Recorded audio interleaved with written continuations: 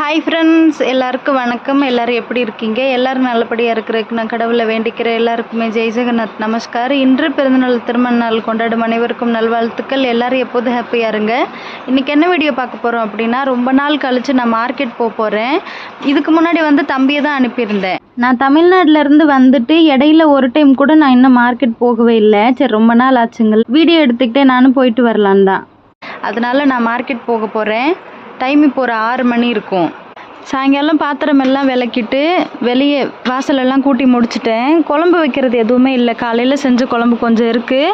அங்கேருந்து வந்ததுக்கப்புறம் ஒரு வேளை பத்தலை அப்படின்னா தக்காளி அதுக்கப்புறம் கத்திரிக்காய் மட்டும் சுட்டுக்கலான்னு சொல்லிட்டு தான் நாங்கள் போகிறோம். ஏன்னா எப்படியும் மார்க்கெட் போயிட்டு வர்றோம் அப்படின்னா 1.5 மணி நேரம் இல்லாட்டி 2 மணி நேரம் கூட ஆகலாம். தேஜு தூங்கிக்கிட்டு இருந்தா.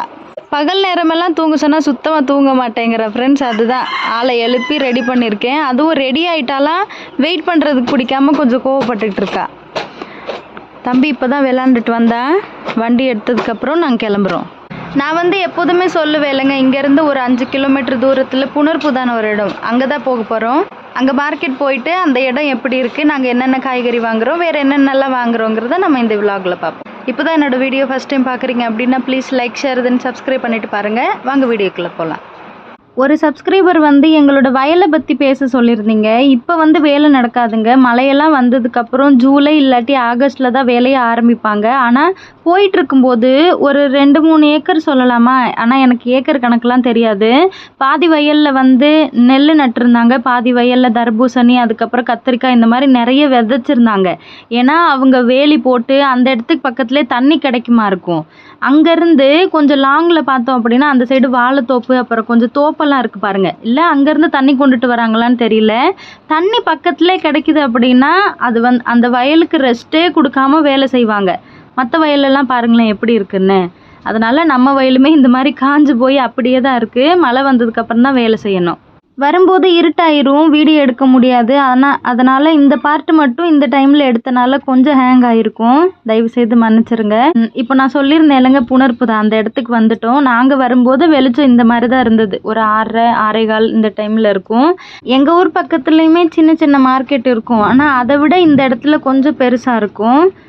காய்கறியுமே ஓரளவுக்கு நல்லா கிடைக்கும். இதுக்கு முன்னாடி தேஜு பானிபூரி சாப்பிட்டான்னு சொன்னேன் இல்லைங்க, இந்த கடையில் தான். தள்ளு வண்டி வச்சு தான் இங்கே சாட் மசாலா, அதுக்கப்புறம் தொய்புரான்னு சொல்லுவோம்ல, அது பானிபூரி 3மே சேல் பண்ணுவாங்க. ஆனால் 2 பேர் தான். ரொம்ப பிஸியாக இருப்பாங்கங்க. அதை விட கூட்டமுமே சூப்பராக இருக்கும்.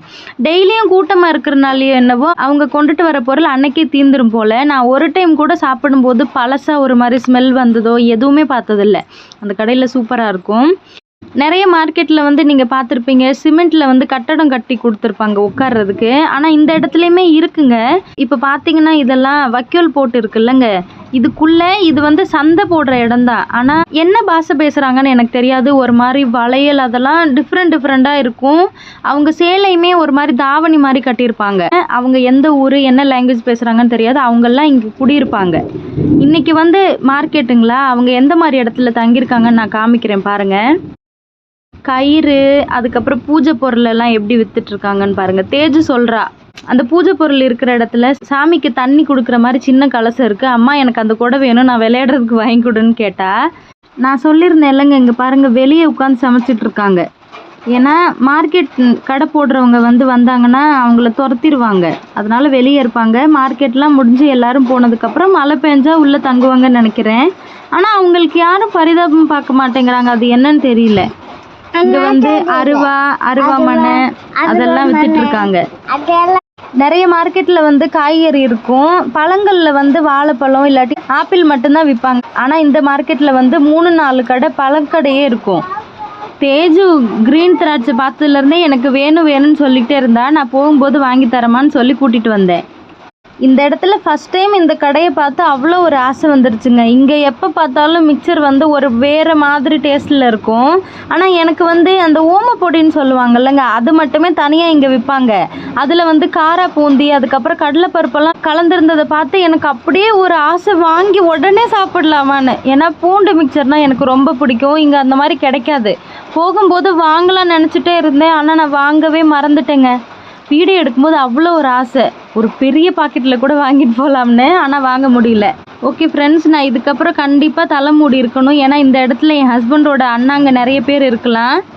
அதனால் இதுக்கப்புறம் பார்ட்டாக என் தம்பி வீடியோ எடுப்பான். நாங்கள் என்னென்ன வாங்குகிறோன்னு பாருங்கள். வீடியோ தொடர்ந்து பார்க்குறதுக்கு முன்னாடி இப்போல்லாம் வீட்லேயோ ஆஃபீஸ்லேயோ ரிட்டன் கிஃப்ட் கொடுக்குறது வழக்கமாயிடுச்சு. அந்த வகையில் சஷ்டி கிரியேஷன் வந்து ரிட்டன் கிஃப்ட் பிஸ்னஸ் பண்ணுறாங்க. உங்களோட ஃபங்க்ஷன் எதுவாக இருந்தாலும் சரி, birthday, wedding, house warming, year piercing, baby shower, corporate order, puberty function எல்லாத்துக்குமே ரிட்டன் கிஃப்ட் அவைலபிளாக இருக்குது. ஈவன் கஸ்டமைஸுமே அவைலபிளாக இருக்குது. Based on the quantity and product பொறுத்து ஃப்ரீ அண்ட் ஃபாஸ்டஸ்ட் டெலிவரியும் ப்ரொவைட் பண்ணி கொடுக்குறாங்க. உங்கள் ஃபங்க்ஷனுக்கு ஏற்ற மாதிரி பட்ஜெட் ஃப்ரெண்ட்லியாகவும் இருக்கும். ஒன்லி பல்க் ஆர்டர் தான். 20லேருந்து 25 இல்லை அதுக்கு மேலே எவ்வளோ வேணாலும் நீங்கள் ஆர்டர் பண்ணலாம். 20க்கு கீழே கொஞ்சம் கம்மியாக பண்ணுறீங்கன்னா அது கொஞ்சம் கஷ்டம்தான். 100% ட்ரஸ்டபிள். இந்த மாதிரி ஃபங்க்ஷனில் நீங்கள் ரிட்டன் கிஃப்ட்டு, உண்டியலாக இருக்கட்டும், இல்லை குழந்தைங்களுக்கு ஸ்கூல் பேக்ஸாக இருக்கட்டும், டிஃபன் பாக்ஸில் கூட எவ்வளோ அழகாக பேரெல்லாம் எழுதி எப்போ பார்த்தாலும் கண்டிப்பாக இந்த ஃபங்க்ஷன்ல இருந்து கொடுத்தாங்கங்கிற மாதிரி ஒரு ஃபீல் இருக்கும். குழந்தைங்களுமே இதை நல்லா விரும்பலாம். ஏன்னா பேக்ஸ்ல இருந்து உண்டியல்ல இருந்து எல்லாமே சூப்பரா இருந்தது. ஸ்கிரீன்ல தெரியுற இன்ஸ்டாகிராம் ஐடி, அதுக்கப்புறம் வாட்ஸ்அப் நம்பர் வந்து நான் டிஸ்கிரிப்ஷன்லயும் மென்ஷன் பண்றேன். நீங்க இன்ஸ்டாகிராம் ஐடி, வாட்ஸ்அப் ரெண்டுலயுமே SMS பண்ணலாம். கண்டிப்பா ரிப்ளை பண்ணுவாங்க. இந்த இயரில் தான் ஸ்டார்ட் பண்ணியிருக்காங்க. நம்மளோட எல்லாரோட சப்போர்ட் கண்டிப்பாக வேணும். அது இல்லாமல் அவங்க நம்மளோட சப்ஸ்கிரைபருமே கூட. நம்ம ஹெல்ப் பண்ணாமல் யாருங்க பண்ணுறது? உங்களுக்கு வேறு ஏதாவது டவுட் இருந்தது அப்படின்னா உங்களோட இன்ஸ்டாகிராம் ஐடியில் ரிவ்யூஸ் கூட பாருங்கள். எல்லாமே சூப்பராக இருக்குது. அதனால் மிஸ் பண்ணாமல் உங்களுக்கு பிடிச்சிருந்தது அப்படின்னா வாங்கி ஷேர் பண்ணி சந்தோஷமா இருங்க. இங்கே வரும்போது இருக்கிற ஒரே சிரமம் வந்து எவ்வளோதான் நைட்டில் வந்தாலும் எல்லா கடையிலையும் ஒரே ஒரு லைட்டு தான் வச்சுருப்பாங்க பாருங்கள். வரிசைக்கும் கடை இருந்துட்டா பிரச்சனை இல்லைங்க. இல்லை வேறு எங்கேயாவது போகிறோம், ஏதாவது ஒரு பூச்சி வந்தால் கூட தெரியாது. அந்த விஷயத்தில் நானுமே ரொம்ப பயப்படுவேன். இந்த இடமாவது கொஞ்சம் கடைக்கு பக்கத்தில் இருக்குது. ஆனால் எங்கள் ஊர் பக்கத்துலலாம் இருக்கிற நிறைய சந்தை வந்து காட்டுக்குள்ளே சுற்றி மரமாக இருக்கும். அந்த இடத்துல ஒரு பெரிய இடம் காலியாக இருக்கும். அங்கே மார்க்கெட் போட்டிருப்பாங்க. அந்த இடம்லாம் எனக்கே கொஞ்சம் பயமாக இருக்கும். முதல்ல வந்து எப்போதுமே சவுதா ஜீன்ஸுன்னு சொல்லுவாங்க. இந்த கடையில் என்னென்ன இருக்கும் அப்படின்னா உருளைக்கிழங்கு, வெங்காயம், அதுக்கப்புறம் இஞ்சி, வெள்ளைப்பூடு, வரமிளகாய், அதுக்கப்புறம் மிளகாத்தூள், மஞ்சத்தூள், எண்ணெய், சோப்பு, இந்த மாதிரியெல்லாம் கிடைக்கும். முதல்ல வந்து உருளைக்கிழங்கு வாங்கிட்டோம் அப்படின்னா அதுக்கு மேலே தக்காளி வாங்கும் போது தானே நசுங்காமல் இருக்கும். அதனால் எப்போதுமே இதுதான் எடுப்போம். இன்றைக்கி வந்து நான் இந்த கடையில் எடுத்தது உருளைக்கிழங்கு, அதுக்கப்புறம் கடுகு எண்ணெய் மட்டும்தாங்க. வீட்டில் வந்து ஃபார்ம் ஆயில் இருக்குங்க. ஏதாவது பொரிக்கிறது அப்படின்னா யூஸ் பண்ணிப்போம். கடுகு எண்ணெய் வந்து தனியாக இல்லைங்களா? அந்த ஃபார்ம் ஆயில் வந்து அன்னைக்கு சிக்கன் பொரிச்சனால அப்படியே இருக்குது. நான்வெஜ் சாப்பிடாத அன்னைக்கு அந்த எண்ணெய் யூஸ் பண்ணக்கூடாது. அதனால் தனியாக எடுத்துக்கிட்டேன். இப்போ வந்து கத்திரிக்காய் வாங்கிட்டு இருக்கோம். தேஜு வந்து எப்போதுமே காய்கறி வாங்கும்போது பக்கத்தில் இருந்தா அப்படின்னா அவளுமே தேடி போடுறதுல ரொம்ப இன்ட்ரெஸ்டாக இருப்பா. சில நேரம் என்கிட்ட கேட்பா, இது ஓகேவாம்மா, இது நல்லா இருக்காமா அப்படின்னு சொல்லி. நேற்று வீடியோவில் கூட அழகாக பேசிகிட்டு இருந்தா. நெக்ஸ்ட்டு இப்போ வாங்குறதெல்லாம் 2-3 நாளே காஞ்சிருங்க. அதனால் வெறும் 10 ரூபாய்க்கு தான் நான் வாங்கிக்கிட்டேன். வெண்டைக்காய், அதுக்கப்புறம் கோவாக்காய், பசலைக்கீரை, அது மட்டும்தான் வாங்கினேன்.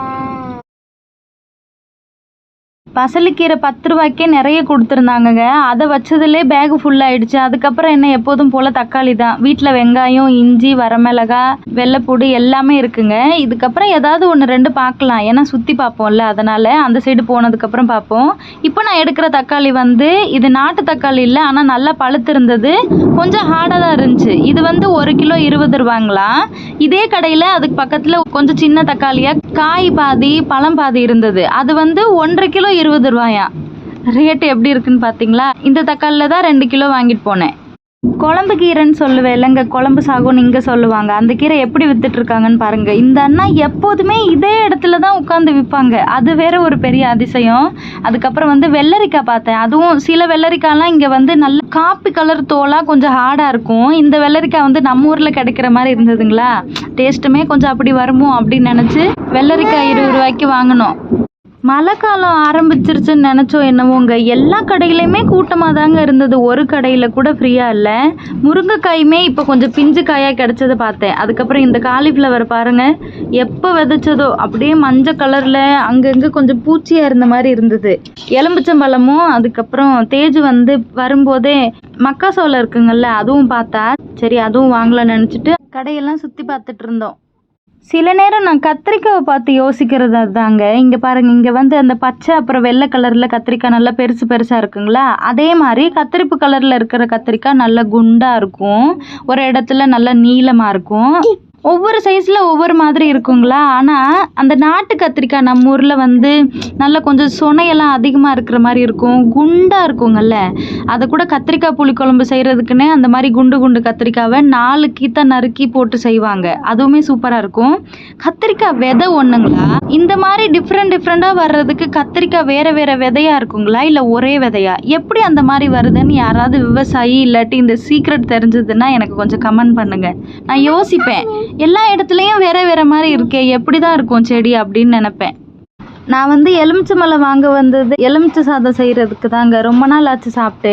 ஒரு 3 காய் 10 ரூபாய்க்கு இருக்குன்னு பார்த்தா 2 காய் தாங்க 10 ரூபா சொன்னாங்க. தமிழ்நாட்டில் லெமன் என்ன ரேட் சொல்கிறாங்கன்னு மறக்காமல் கமெண்ட் பண்ணுங்கள். அதுக்கப்புறம் புதினா ஃபஸ்ட் டைம் நான் மார்க்கெட்டில் பார்த்து அசந்தே போயிட்டேன். அதுவும் ரொம்ப நாளைக்கு முன்னாடி குண்டா, அது வந்து கொஞ்சம் ரொம்ப பெரிய மார்க்கெட்டு, அங்கே பார்த்தேன்.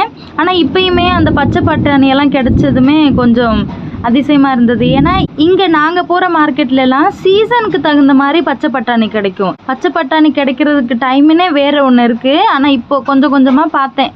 எல்லாமே பார்க்கும்போது ஆசையாக இருந்தது. ஆனால் புதினா பார்த்த உடனே பிரியாணி செய்யலாமாங்கிற ஒரு ஆசை தான். அதுக்கப்புறம் மக்காசோளம் வாங்கலான்னு வந்தோம். இது வந்து 1 கிலோ 35 இல்லை 40 ரூபா சொன்னாங்க, எனக்கு சரியாக ஞாபகம் இல்லை. ஆனால் நாங்கள் வந்து ஒரு 2 வாங்கியிருந்தோம். அது வந்து வெயிட் கணக்கில் 25 ரூபாய்க்கு கொடுத்தாங்க.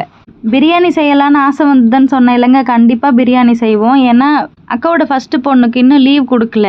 ஏப்ரல் இல்லாட்டி மே மாதம் லீவ் கொடுப்பாங்க. எப்படியும் கண்டிப்பாக நம்ம வீட்டுக்கு வருவா. அந்த டைமில் அக்காவும் வருவாங்கள்ல, எல்லோரும் இருக்கும்போது சமைச்சு சாப்பிடலாம். ஏன்னா இப்போ இருக்கும்போது தனியாக சமைச்சேன் அப்படின்னா மாமனாரை கொஞ்சம் சமாளிக்கணும். எல்லோரும் இருந்தோம் அப்படின்னா அமைதியாக இருப்பாங்க. ஒரு வழியாக எல்லாமே வாங்கியாச்சுங்க. நாங்கள் ரெகுலராக சாப்பிட்ற பானிபூரி கடையில் வந்து ரொம்ப கூட்டமாக இருந்தனால எனக்கு மஞ்சூரியன் சாப்பிட்றது ரொம்ப பிடிக்கும்னு இங்கே வந்தேன். பாப்பா வந்து நான் இங்கேயே சாப்பிட்றேன்னு சொன்னான். அவள் வந்து அதிகமாக மஞ்சூரியன் சாப்பிட மாட்டாள். அதில் இருக்க வெங்காயம் அவளுக்கு ரொம்ப பிடிக்கும். 10 ரூபாய்க்கு அவளுக்கு வாங்கிட்டு, தம்பி வந்து மஞ்சூரியன் சாப்பிட மாட்டேன்னு சொல்லிட்டான். அவனுக்கு இன்னொரு கடையில் வாங்கணும். எனக்கு வந்து பார்சல் வாங்கிக்கிட்டேன். இங்கே வந்து பானிபூரி எப்படி ஃபேமஸோ அதே மாதிரி இந்த சுண்டலுங்க, பட்டாணி மட்டும் வேக வச்சுருப்பாங்க. மற்றபடி சுண்டல், அதுக்கப்புறம் பச்சை பயிறு எல்லாம் முளைக்கட்டி வந்த பயிர் இருக்குல்லங்க, அது 3ஐயும் மிக்ஸ் பண்ணி அது கூட வெள்ளரிக்காய் கேரட் போட்டு, யாருக்கு காரம் அதிகமாக வேணுமோ அவங்களுக்கு வந்து மிளகாத்தூள் கலந்து கொடுப்பாங்க. அதுவுமே சூப்பராக இருக்கும். அந்த தாத்தா நான் வீடியோ எடுக்கும்போது வாங்க வருதோன்னு நினச்சி எக்ஸ்பெக்ட் பண்ணாங்க. வீடியோ எடுத்துகிட்டு இங்கிட்டு வரவும் அவர் ஒரு மாதிரி என்னை பார்த்தார். சரி என்ன பண்ணுறது, வீடியோ எடுக்கணுமே அப்படின்னு நினச்சிட்டு பேசாமல் வந்துட்டேன். இப்போ நாங்கள் மஞ்சூரியன் சாப்பிட்டோம்ல, அந்த இடமுமே காய்கறியெல்லாம் இருக்கிற இடம் இல்லை. அது வந்து இந்த சைடு கொஞ்சம் தள்ளி நடுவில் ரோடு இருக்கும். 2-3 இடத்துல இருக்கும். அங்கங்கே வேறு மாதிரி கடை போட்டிருப்பாங்க. இந்த இடமெல்லாம் கருவாடு, அதுக்கப்புறம் மீன் விற்கிற இடம். இங்கே வந்து அங்கங்கே லைட்டு மட்டும் தெரியும்லங்க, அது எல்லாமே டார்ச் வச்சு அந்த ஹண்டியா, அதுக்கப்புறம் ரசி, அந்த இலுப்பை பூவில் கூட ஒரு ட்ரிங்க்ஸ் வருமே, மௌலின்னு சொல்லுவாங்க அதுக்கு பேர். ஆமாம், குடிக்கிறவங்க கண்டிப்பாக இந்த இடத்துல போதை ஆவாங்கல்ல. யாருக்கிட்ட இருந்து என்ன திருநாலும் யாருக்குமே தெரியாது. எவ்வளோ இருட்டாக இருக்குது பார்த்தீங்களா? என்ன பண்ணுறது, யாரையுமே ஒன்றும் சொல்ல முடியாது. விற்கிறவங்களா இருக்கட்டும், குடிக்கிறவங்களா இருக்கட்டும். டைம் இப்போ 7:28 இருக்குங்க. நாங்கள் இங்கேருந்து கிளம்புனது அங்கேருந்து வந்ததில் 1.5 மணி நேரம் ஆச்சு. ஏன் பேசிட்டு வாய்ஸ் ஓவர் கொடுக்குறேன் அப்படின்னா, மாமனார் மொபைலில் மூவி பார்த்துட்டு இருக்காங்க. நான் இன்னைக்கு எவ்வளோக்கு காய்கறி வாங்கியிருக்கேன் அப்படின்னா, நான் போகும்போது 300 ரூபா வச்சுருந்தேங்க. அதில் இங்கேருந்து கிளம்புறதுக்கு முன்னாடியே தம்பி சொன்னால் ப்ரெஷர் கொஞ்சம் கம்மியாக இருக்குது, அதனால நான் ப்ரெஷர் போட்டுட்டு வரேன்னு சொல்லும்போது அதுக்கு வந்து 10 ரூபா வாங்கினாங்க கடையில். சரிங்களா? அதுக்கப்புறம் 50 ரூபாய்க்கு பெட்ரோல் போட்டான். 60 ரூபா முடிஞ்சதுங்களா? 240 ரூபாயில் 30 ரூபாய்க்கு வந்து பாப்பாவுக்கு க்ரீன் திராட்சை வாங்கியிருந்தேன். அது வேணும்னு அடம் பிடிச்சிட்டா. 210 ரூபாய்க்கு மட்டும் நான் என்னென்ன காய்கறி வாங்கியிருக்கேன்னு பாருங்க. கணக்கு போடுறேன்னு இல்லை, நான் கொண்டுட்டு போன பணத்துக்கும் நான் வாங்கின காய்கறிக்கும் உங்கள்கிட்ட சொல்லணும்னு தோணுச்சு, அவ்வளோதான். மற்றபடி வேற எதுவும் இல்லை. மற்றபடி நான் சாப்பிட்றதுக்கு முட்டைக்கோஸ் மஞ்சூரியன் வாங்கிட்டு வந்திருக்கேன். தம்பி சாப்பிட்டது நான் வாங்கியிருக்கிறது ரெண்டுமே ஃபோன்பேயில் பே பண்ணிட்டேன். அதனால இப்போ காய்கறி மட்டும் என்னென்ன வாங்கியிருக்கேன்னு பாருங்க. நான் இன்னைக்கு வாங்கிட்டு வந்த காய்கறி இதுதாங்க. இந்த கொத்தமல்லி வந்து 5 ரூபாய்க்கு வாங்கினேன். இங்கே பாருங்கள், கொத்தமல்லி எப்போ அதிகமாக கிடைக்குமோ அந்த டைமில் 5 ரூபாய்க்கு இவ்வளோ கொடுப்பாங்க. சில நேரம் 15 ரூபாய்க்கு கூட இவ்வளோ தாங்க வரும். அதுக்கப்புறம் கத்திரிக்காய் வந்து 1 கிலோ வாங்கினேன், 20 ரூபா, 25 ஆச்சுங்களா. உருளைக்கிழங்கு வந்து 2 கிலோ வாங்கினேன், 40 ரூபா, 65. அப்புறம் வெண்டைக்காய், கோவக்காய் வந்து 10 ரூபாய்க்கு வாங்கினேன், 85. அதுக்கப்புறம் இது வந்து 25 ரூபாய்க்கு வாங்கினேன், 90, 100 ரூபா ஆச்சு. மக்காசோளம். கடுகு எண்ணெய் வந்து 40 ரூபா பாட்டில் ஒன்று வாங்கினேன், 140. வெள்ளரிக்காய் 20, 160. தக்காளி ஒரு 20, 180. ஒரு சின்ன மிஸ்டேக், இதுக்கு முன்னாடி தக்காளி 2 கிலோ வாங்கினேன்னு சொல்லியிருப்பேன். இல்லைங்க, அழுகி போயிடும்னு 1 தான் வாங்கினேன். பசலைக்கீரை பார்த்தீங்களா எவ்வளோ கொடுத்துருக்காங்கன்னு, 10 ரூபா தான். பசலைக்கீரையோடு சேர்த்து 190. அதுக்கப்புறம் இங்கே பாருங்கள், எலுமிச்சம்பழம் 10 ரூபாய்க்கு வாங்கினேன், 200 ஆச்சுங்களா. இன்னும் 10 ரூபாய்க்கு என்ன, எதை மிஸ் பண்ணேன்னு தெரியலிங்களே. இது வந்து 45 ரூபா. இங்கிட்ட ஒரு 5 ரூபா காயின் விழுந்தது, இங்கே பாருங்கள். 210 ரூபா. 210 ரூபாய்க்கு நான் வாங்கின பொருள் இதுதான். எனக்கு வந்து சாப்பிட்றதுக்கு கோபி மஞ்சூரியன் வாங்கியிருந்தேன். தம்பி வந்து அங்கே கடையில் சாப்பிட்டுட்டான்.